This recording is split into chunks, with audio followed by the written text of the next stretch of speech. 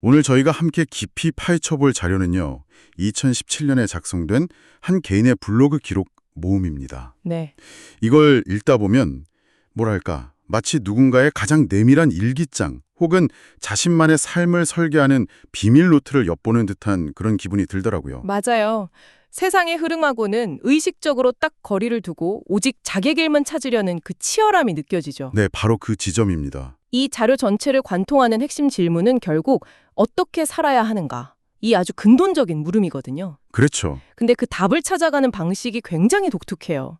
우리가 너무 당연하게 생각하는 성공, 지식, 심지어 인간관계까지 그 모든 것에 근본적인 의문을 던지고 있습니다. 그래서 이번 저희의 목표는 이 기록들을 통해서 저자가 궁극적으로 뭘 만들려고 하는 건지, 어떤 삶의 원칙을 세우려는 건지, 그리고 왜 세상의 거의 모든 것을 쓰레기라는 이 아주 강한 단어로 표현하면서까지 다른 길을 가려 하는지 그 논리를 한번 같이 따라가 보는 겁니다. 네, 좋습니다. 자, 그럼 그 치열한 고민의 첫 페이지부터 한번 펼쳐볼까요? 시작부터가 정말 숨이 턱 막힐 정도로 강렬합니다. 2017년 11월 19일 글인데요. 네. 세상에는 온갖 쓰레기 같은 지식, 학문, 서적, 영화, 예술, 문학 등의 컨텐츠가 넘친다. 이 정도면 거의 세상 전체에 대한 선전포고 아닌가요? 그렇죠. 근데 여기서 이 쓰레기라는 표현을 그냥 개인적인 취향 문제로 보면 핵심을 놓치게 돼요. 아, 그런가요? 네, 저자는 이 세상을 불교 용어인 욕계, 그러니까 욕망의 세계로 딱 규정하고 있어요. 욕계요? 그게 정확히 어떤 개념이죠? 불안과 고통으로 이끈다고 보는 겁니다. 그러니까 우리가 즐기는 영화 한 편, 책 한 권조차도 그 욕망의 시스템을 더 단단하게 만드는 일부일 수 있다는 거군요. 바로 그겁니다. 와, 그런데 돈을 버는 행위 자체에 죄책감을 느끼는 대목은 훨씬 더 흥미로웠어요. 네, 그 부분 저도 인상 깊게 봤습니다. 본인이 만든 채식 식당 앱으로 돈을 번다고 가정을 하면서 좋은 것을 왜 돈을 주고 파는가? 이렇게 스스로에게 묻잖아요. 이건 대체 어떤 논리 있나요? 바로 그 지점이 이 저자의 사상을 이해하는 첫 번째 관문이라고 할 수 있습니다. 저자에게 돈은요, 그냥 교환 수단이 아니에요. 그럼 뭔가요? 일종의 그러니까 까르마를 만드는 고리인 셈이죠. 아, 업이요. 네. 좋은 일을 하고 돈을 받는 순간 거기에는 의무와 기대가 생겨나잖아요. 그렇죠. 돈을 받았으니까. 나는 돈을 받았으니 더 잘해야 한다는 의무가 생기고 상대방은 돈을 냈으니까 그만큼의 가치를 기대하게 되고요. 이 보이지 않는 관계의 사슬 자체가 속박이라고 보는 거예요. 아, 그러니까 핵심은 의무로부터의 자유군요. 정확합니다. 돈이 오가는 순간 아무리 선한 의도라도 서로에게 얽매이는 의무가 발생하고 그게 바로 고통의 시작이다. 맞습니다. 그래서 저자는 세속적인 성공을 마약에 비유해요. 한 방울 달콤한 꿀을 위해 평생 고통을 감수한다. 이런 표현이 나오는데 이게 바로 물질적 성공의 본질이라는 거죠. 스티브 잡스조차도 그냥 세속의 구렁텅이에 빠진 것일 수 있다고 아주 냉정하게 평가하더라고요. 네. 세상이 정해놓은 그 성공의 기준에 휘말리는 순간 우리는 이미 그 덫에 걸린 거다. 이런 강력한 경고인 셈입니다. 그렇다면 이 거대한 욕망의 덫에서 벗어나기 위한 저자의 대안은 무엇일까요? 블로그 전체에서 계속해서 반복되는 단어가 하나 있더라고요. 네, 있죠. 바로 단순함. 삶을 단순하게 유지하라고 하면서 인간관계, 소유물, 직업까지 모조리 정리하라고 하는데요. 이 단순함이 근데 요즘 유행하는 미니멀리즘하고는 차원이 좀 다릅니다. 아, 다른가요? 네. 이건 예쁘게 꾸미는 미학적 선택이 아니라 거의 수행에 가까운 실천이죠. 여기서 아주 중요한 개념이 딱 등장하는데 바로 자등명 법등명입니다. 자등명, 법등명. 네, 부처님의 마지막 유언으로 알려져 있죠. 아주 간단하게 풀면 너 자신을 등불로 삼고 진리를 등불로 삼아라는 뜻이에요. 아, 외부의 평가나 세상의 기준 같은 어둠 속에서 헤매지 말고 오직 너의 내면과 스스로 깨달은 진리만 의지처로 삼으라는 거죠. 솔직히 말해서 나는 혼자 태어나서 혼자 살다가 혼자 죽는다. 이 구절을 읽었을 땐 좀 섬뜩했습니다. 너무 단호해서요. 그렇죠. 이런 철저한 고독 속에서 인간적인 교감이나 깊은 관계를 맺을 여지가 있긴 한 걸까요? 아니면 그것마저도 벗어던져야 할 또 다른 속박으로 보는 건가요? 굉장히 중요한 질문인데요. 저자의 논리를 따라가 보면 깊은 인간관계 역시 가장 강력한 의무와 집착을 만들어낼 수 있는 거죠. 남이 내 인생을 대신 살아줄 수 없다는 그 냉정한 현실 인식에서 출발하는 겁니다. 근데 그렇다고 타인을 미워하거나 거부하는 건 아니에요.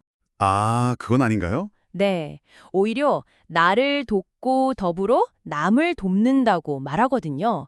이 말은 내가 먼저 외부의 소름에 흔들리지 않는 단단한 나로 바로 서야 비로소 다른 사람에게 진짜 도움이 될 수 있다는 뜻으로 볼 수 있습니다. 아, 내가 행복하지 않은데 남을 행복하게 해줄 수는 없다는 그런 말이군요. 맞습니다. 모든 관계의 중심에 나를 먼저 세우라는 거죠. 남에게 기대거나 의존하지 않는 완전한 자립. 아인슈타인의 메모를 인용한 부분도 같은 맥락으로 보이네요. 조용한 생활이 끊임없는 불안에 묶인 성공 추구보다 더 많은 기쁨을 준다. 그렇죠. 결국 핵심은 외부가 아니라 내부에서 행복의 근원을 찾는 것. 네. 지금까지의 내용을 하나의 통찰로 요약하면 저자는 의무로부터의 자유가 궁극의 가치다 이렇게 믿는 것 같아요. 그렇군요. 우리가 가진 물건, 맺는 관계, 직업까지 모든 게 보이지 않는 업 또는 의무를 만들고 그게 우리를 고통의 순환에 묶어둔다는 거죠. 자, 그렇다면 이 높은 수준의 철학을 현실에서 어떻게 구현할 수 있을까요? 네, 여기서부터 이 블로그가 정말 좀 무서워지기 시작합니다. 맞아요. 단순한 사색을 넘어서 아주 구체적이고 엄격한 삶의 매뉴얼을 제시하거든요. 특히 사업의 원칙이라는 글은 거의 계명 수준이던데요. 현대의 사회의 직업관하고는 완전히 정반대의 길을 가죠. 첫 번째 원칙부터가 도덕성이 최우선이고 네. 다른 사람의 감각적 행복을 돈벌이 수단으로 삼지 마라. 고용하거나 고용되지 마라. 이런 원칙들이 쫙 이어져요. 와, 이걸 관통하는 핵심은 언제든 그만둘 수 있는 일을 하라는 겁니다. 한 가지 일에 깊이 얽매이는 순간 도덕성을 지키기 어려워지고 결국 업을 쌓게 된다고 보는 거죠.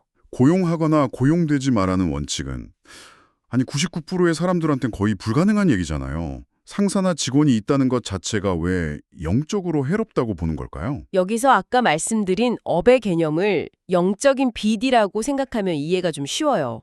영적인 빚이요? 네. 누군가를 고용하는 순간 나는 그 사람의 생계를 책임져야 하는 빚을 지는 거고요.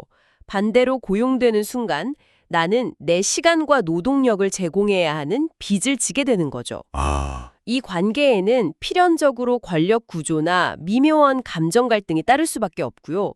저자는 이런 관계 자체가 서로를 구속하고 잠재적인 고통을 만든다고 보는 겁니다. 그렇군요. 그래서 완벽하게 자유로운 1인 노동을 이상적으로 여기는 거네요. 바로 그겁니다. 그 논리의 연장선에서 저한테 가장 충격적이었던 부분이 이거였어요.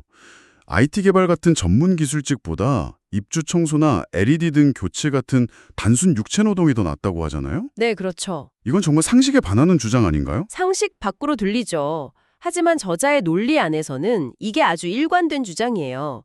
그 이유를 이렇게 설명합니다.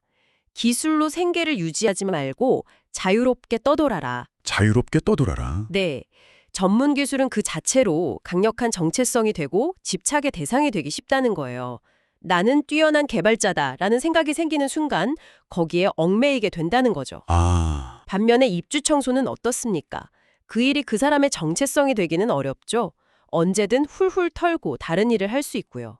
그러니까 직업이 나를 규정하지 못하도록 철저히 비워내는 수단으로서 단순 노동을 선택하는 거군요. 정확합니다. 직업을 자아 실현의 수단이 아니라 자아를 비워내는 도구로 삼는다는 발상 자체가 정말 놀랍죠. 이제 팔정도를 자신만의 방식으로 해석해서 만든 실천 규칙들을 살펴볼 텐데요. 이 부분은 더 구체적이고 더 엄격합니다. 네, 우선 팔정도가 뭔지 간단하게 짚고 넘어가면 좋을 것 같아요. 네, 부탁드립니다. 팔정도는 불교에서 깨달음에 이르기 위한 8가지 올바른 길, 그러니까 붓다의 깨달음 하우투 가이드라고 할 수 있습니다. How to guide? 네. 근데 흥미로운 점은 저자가 이 고대 프레임워크를 가져와서 아주 현대적이고 어떻게 보면 극단적일 정도로 세세한 개인의 규칙으로 재창조했다는 점이에요. 맞아요. 예를 들어 정어, 즉 바른 말에 대한 규칙을 보면 거짓말이나 험담을 하지 말라는 건 충분히 이해가 가요. 네, 그렇죠. 그런데 농담을 하지 말라는 규칙은 정말 뜻밖이었어요. 유머 감각이 왜 영적인 위험 요소가 되는 걸까요? 저자의 관점에서 볼 때 농담 역시 불필요한 말의 한 종류인 겁니다. 불필요한 말? 네, 농담은 종종 과장이나 비꿈 혹은 타인을 웃음거리로 만들 수 있잖아요. 또 어떤 반응을 기대하고 하는 말이기도 하고요. 이런 모든 게 마음의 평온한 상태를 깨트리는 미세한 파동을 일으킨다고 보는 거죠. 와, 모든 말과 행동에서 영적인 빚을 만들지 않으려는 극단적인 노력의 일환으로 아예 농담이라는 변수 자체를 차단해버리는 겁니다. 말 한마디 한마디에 그 정도로 무게를 싣는군요. 정업, 즉 바른 행동에 대한 규칙들은 거의 수도자의 계율 수준이에요. 네. 채식을 하라, 가죽 제품을 사지 마라, 부터 밤 9시 취침, 심지어 저작권을 침해하지 않는다는 현대적인 규칙까지 정말 첨첨하죠. 이 모든 규칙을 관통하는 가장 중요한 대원칙은 뭘까요? 그 중심에는 다른 생명의 고통 위에 나의 행복을 쌓지 마라는 대원칙이 있습니다. 아, 채식이나 가족 제품 불매가 바로 그 직접적인 표현이고요. 그리고 이 모든 규칙들은 결국 탐욕, 성냄, 어리석음이라는 탐진치 3독을 버리기 위한 구체적인 훈련법이에요. 훈련법이군요. 네. 저녁을 굶는 건 탐욕을 다스리기 위함이고 일찍 자고 일어나는 건 나태함을 경계하기 위함이죠. 궁극적으로는 세상에 다시 올 일을 만들지 마라는 구절에서 보이듯 윤회의 고리를 끊고 완전한 해탈에 이르려는 아주 강한 의지가 이 모든 규칙의 동력이라고 할 수 있습니다. 자, 오늘 탐구 내용을 한번 정리해 보겠습니다. 오늘 우리는 세속적인 가치와 성공 공식을 전면으로 거부하고 오직 자신만의 진리를 찾아가는 한 사람의 기록을 깊이 들여다봤습니다. 네. 이건 단순히 소유물을 줄이는 삶을 넘어서 철저한 자기 성찰과 엄격한 규칙을 통해 의무로부터의 완전한 자유와 해탈을 추구하는 하나의 수행기였네요. 네, 그렇습니다. 이 기록들은 결국 우리 각자에게 아주 중요한 질문을 던지고 있어요. 저자가 인용한 법구경의 한 구절이 계속 귓가에 맴도는데요. 어떤 구절인가요? 무엇을 웃고 무엇을 기뻐하랴. 세상은 쉼없이 타고 있는데 그대들 어둠 속에 덮여 있구나. 어찌하여 등불을 찾지 않는가. 바로 그 지점이 오늘 청취자분께 마지막으로 남기고 싶은 생각할 거리입니다. 네, 이토록 소란스럽고 끊임없이 우리를 유혹하며 타오르는 이 세상 속에서 당신의 삶을 비추는 등불은 과연 무엇인가요? 그리고 만약 당신만의 삶의 매뉴얼을 만든다면 그 첫 페이지에는 어떤 원칙을 적으시겠습니까?